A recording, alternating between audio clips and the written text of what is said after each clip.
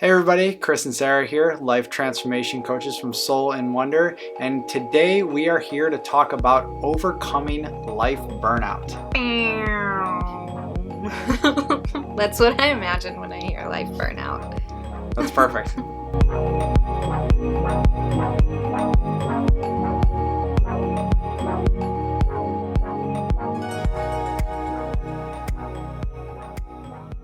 So, life burnout.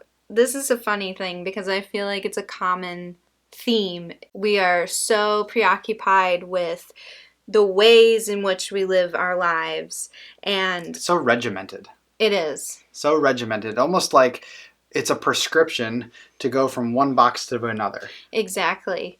And it's interesting because what box are you putting yourself in? Are you putting yourself in the box that you've constructed for yourself that's actually in alignment with your values, your passions, your joys?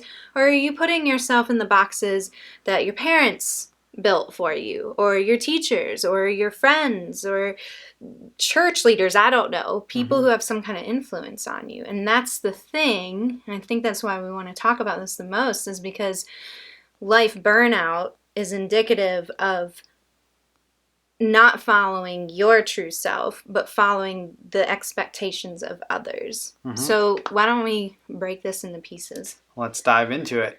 This is something that we both suffered from greatly before meeting each other. We were in those boxes of society, and not, of course, there's so many different varieties of what that looks like, but we were in this sort of regimented way of living, and we needed to get out of it desperately. And that's why we made the decisions we made to leave our comfort zone, to move out of our familiar surroundings and to go to another place, another foreign land, and go through what we did. And that's all referenced in our story video. So if you want to learn all about that story, you can go to those videos. But that we were in a spot where we couldn't take it anymore, and we started questioning things. We started challenging where we were in that moment to escape that life burnout.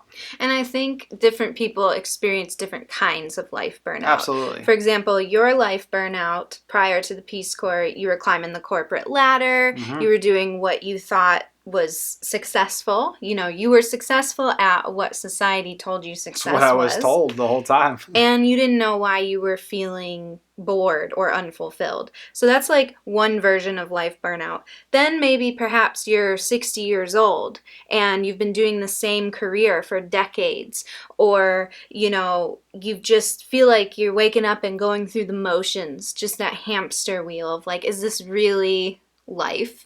Like, am I really here to just wake up, go to this job that I don't particularly like, and I'm bored? So that's another version of life burnout. And for myself, my life burnout manifested as I had over dramatized my life so much so, it was so intense that I burnt myself out, that I couldn't operate at that caliber anymore. It was just drama and drama and drama, and I had to remove myself from everything I knew to be true to get rid of my life burnout. So I think it's important that wherever you're at in your life, whatever point of your journey you're on, whatever age you are, to recognize the different ways in which life burnout might be showing up for you, because life burnout could be different between you and someone else.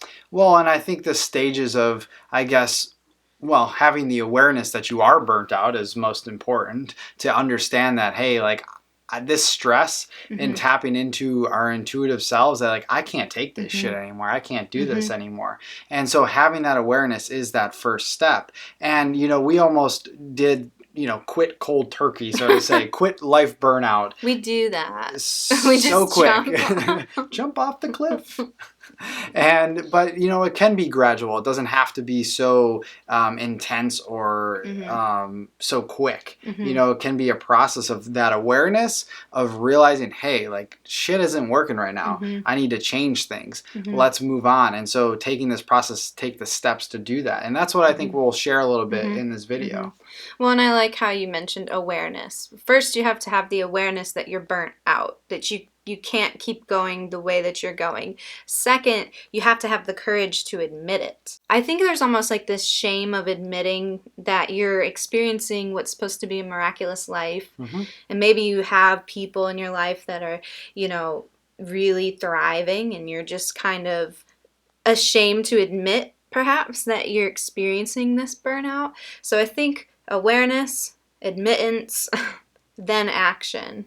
And mainly because we live in a society that is incredibly competitive, that thrives off competition, that we need to be the best at everything we do. And if we burn out, then what do we look like? We look like we're weak.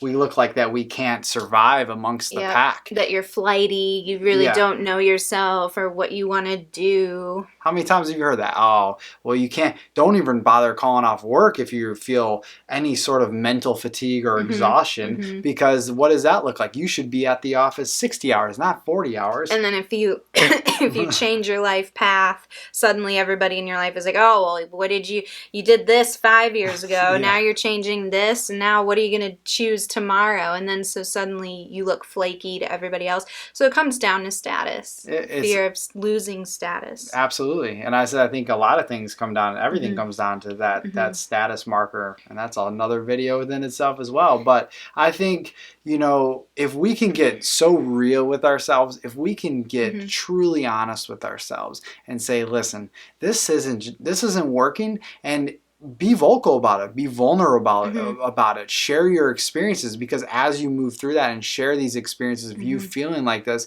it's almost a release. You're talking about it, it's venting, right?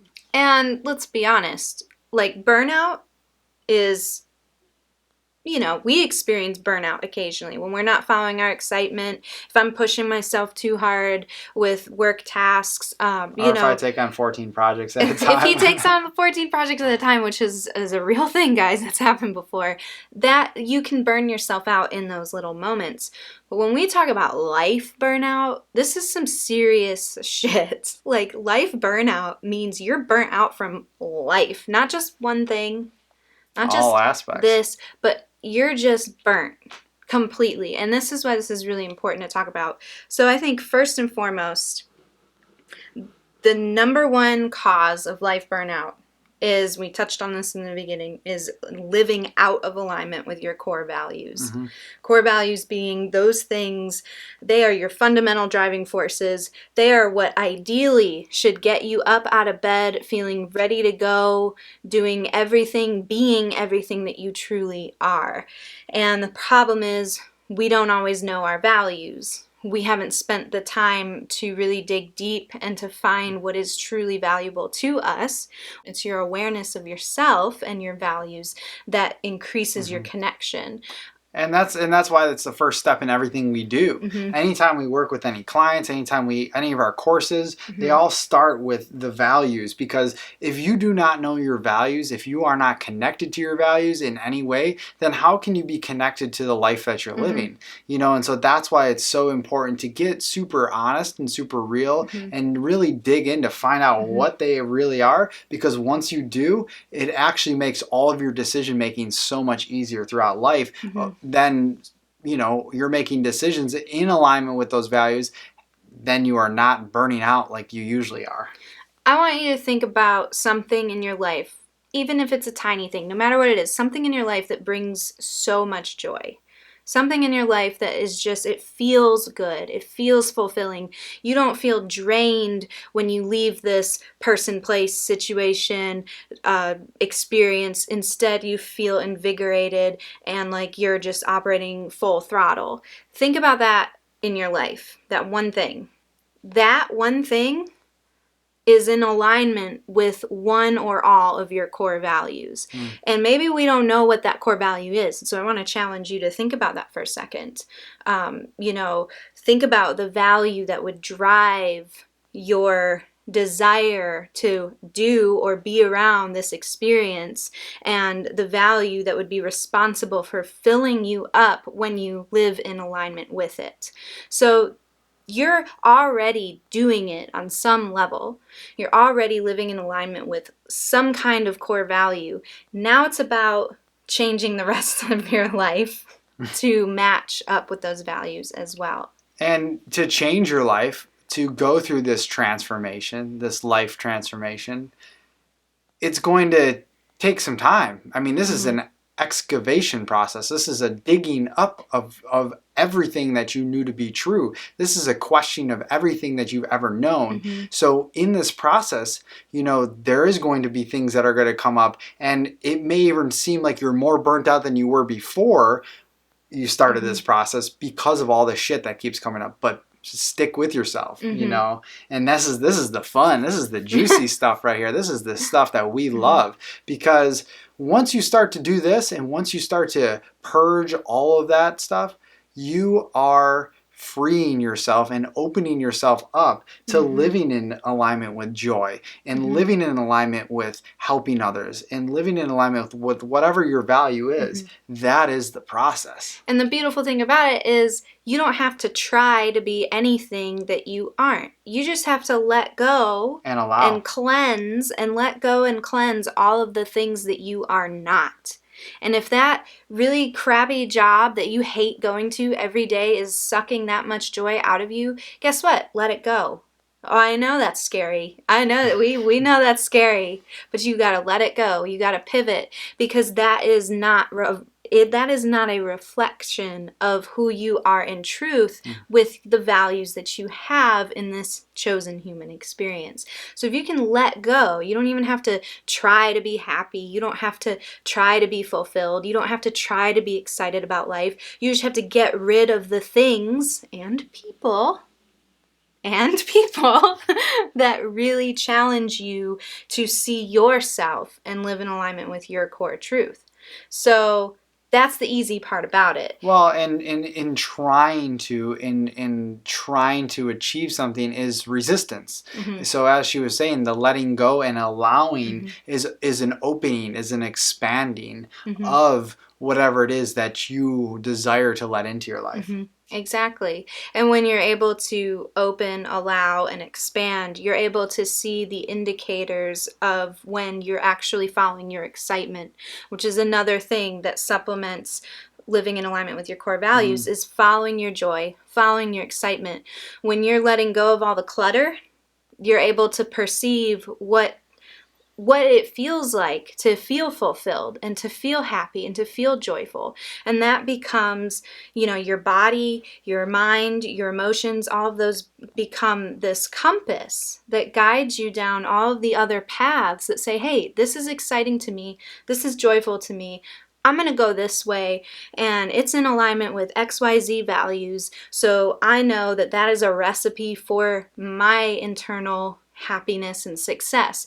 Even if it goes against the grain of what everybody else thinks you should do, it doesn't matter. Those are the only two things you need. Live in alignment with your values, follow that damn excitement. Who cares if someone else says, well, that's not practical, well, that's not logical, well, you're going to fail, and blah, blah, blah, blah, blah. Don't listen to him. Who cares? Don't listen to him. And guess what? Even if it did fail, so what? You're a resilient human being that exists on this planet for a reason. And we learn so much through our struggles. We learn so much through our failures. So what? At least you followed your joy. At least you followed your values. And if you learn that it wasn't exactly what it was you were looking for, perhaps that's where we need to analyze our expectations and get even deeper. Well, and who are we to prove anything to anybody? What are you want to talk about proving stuff to people? I will take myself for example on this. For the better portion of my life, I've been making decisions, or have had made decisions, not now, but had made decisions to make sure that I kind of get my point across, so to say, that I needed to prove myself in order to be perceived a certain way. And, I have since let that go, but that was a very long process. So what are you trying to prove? I want you to ask yourself, what are you trying to prove when you're making these decisions? You have nothing to prove to anybody. There is no, you are whole no matter what. You are enough. You are enough. And you know what? Even though you've worked through it, it's still a part of your being and that I exists. I accept it. I love it. And that's why you're able to actually operate out from underneath the claws of it, because of the fact that you've seen it, you've appreciated it, accepted it, you've realized that we're all perfect. We have the light and the dark, and when we bring those two together, we become whole again. We reawaken in that wholeness. So you embracing that part of you, instead of saying, oh, I need to not be so achievement oriented, I need to not be this or that, because guess what, that's trying again. It's not letting go of what isn't you, it's trying to be something else. That's allowed you to get out of the grip of it, but still have the awareness that it's a part of you. It's a floater that kind of hangs out and it's working for your highest good right now.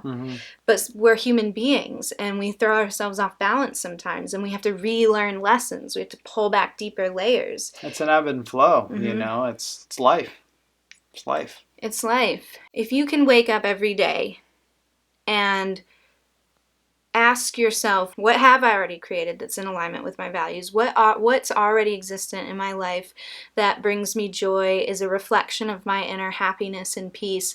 Then you're going to open up to the more abundant nature of joy and happiness and peace and excitement in other areas of your life, simply by just allowing more of that into your perception, shifting that perspective to open up to more of it. Well, and the purpose of all of this is to anchor whatever it is that you desire to feel. When you do anchor that joy, that happiness, that inner peace, whatever, that becomes a magnet to attract. I don't like to use the word attract, but align with. We like that word. I like align with. That feels better. Align with situations, people that are also vibrating at that frequency, at that level. And guess what? That's a cure for life burnout, because you've successfully let go of all the things that no longer serve your highest good. They did serve your highest good to teach you to go deeper into yourself, but they're no longer necessary as your teachers. So once you let all of that go, guess what?